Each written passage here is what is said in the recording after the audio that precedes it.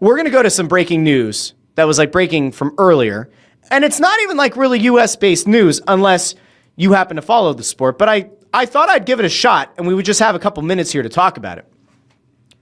But in news that absolutely rocked the F1 world, Red Bull Racing announces that they have parted ways with Christian Horner.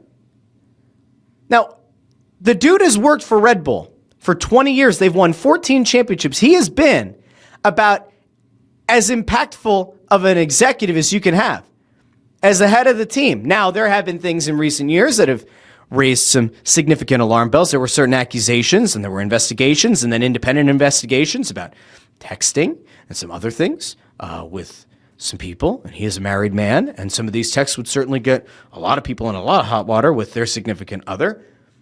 And it seems as though he and his wife have kind of worked their way through it. And if you watched Drive to Survive, you will have seen how some of that maybe was being processed in the background. Okay.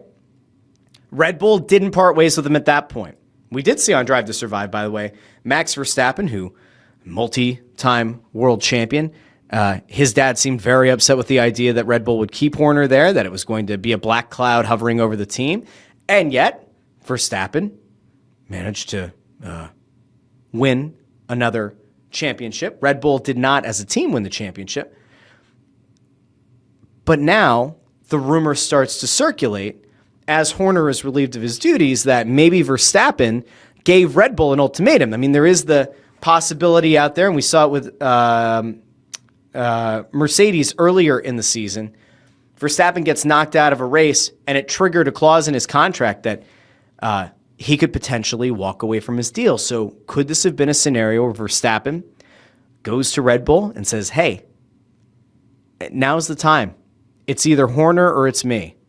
And if you don't get rid of him, if you don't get rid of some of the nonsense that's been going around the team for over a year, I'm going to leave.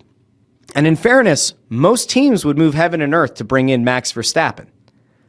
And a lot of the issues that have been going around with the Red Bull car are not believed to be a Max Verstappen issue.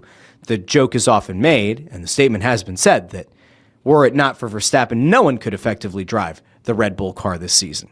They have been underwhelming, to say the least, as a team, as they're watching McLaren lap them, as they're watching the continued rise of Ferrari. Verstappen, if he goes to Red Bull and says, you guys need to make this move, what does Red Bull do? Do they stick with the guy who has been able to kind of build this team from the ground up, has been with this team for 2 decades, who does come with a lot of baggage, and say, sorry to arguably the best driver of his generation, if you want to put him right there with Lewis Hamilton? Do they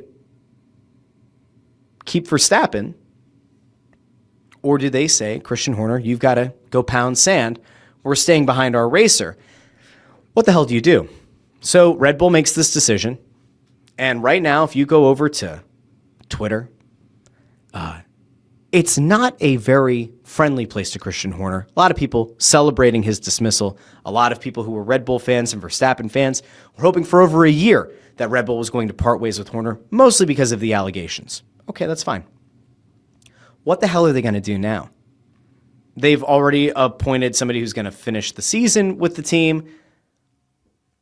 If Verstappen leaves, let's just say it goes to the end of the season, and Verstappen ultimately decides he's going to leave for Mercedes, for example. Then what? Now Red Bull is left without their team principal, and they're left without their multi-time world champion. It certainly feels like that's the worst possible case scenario, right? So you would almost have to assume that there's been some kind of assurance given from the Verstappen camp that he's staying and that he's going to commit multi-year to stay. And perhaps if there was that clause in the contract that would allow him to opt out, that maybe you've come to an agreement that he's not going to opt out. I'm just saying it's very tricky.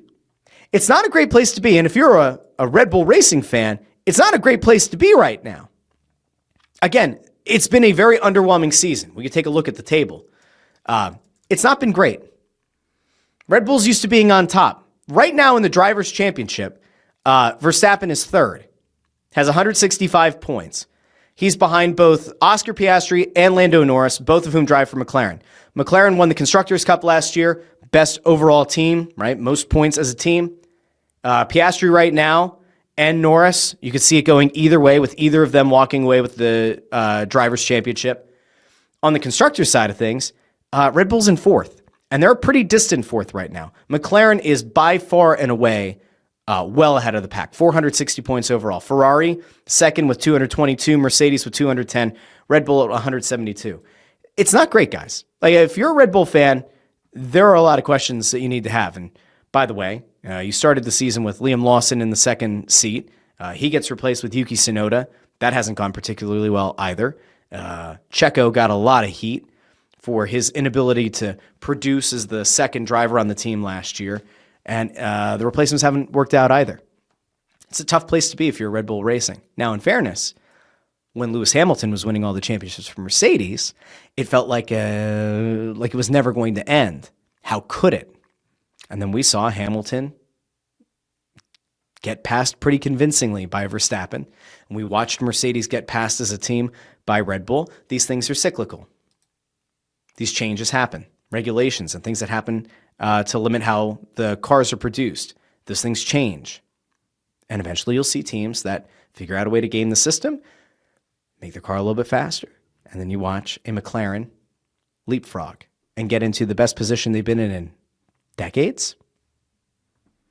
So Christian Horner's out. Very interesting.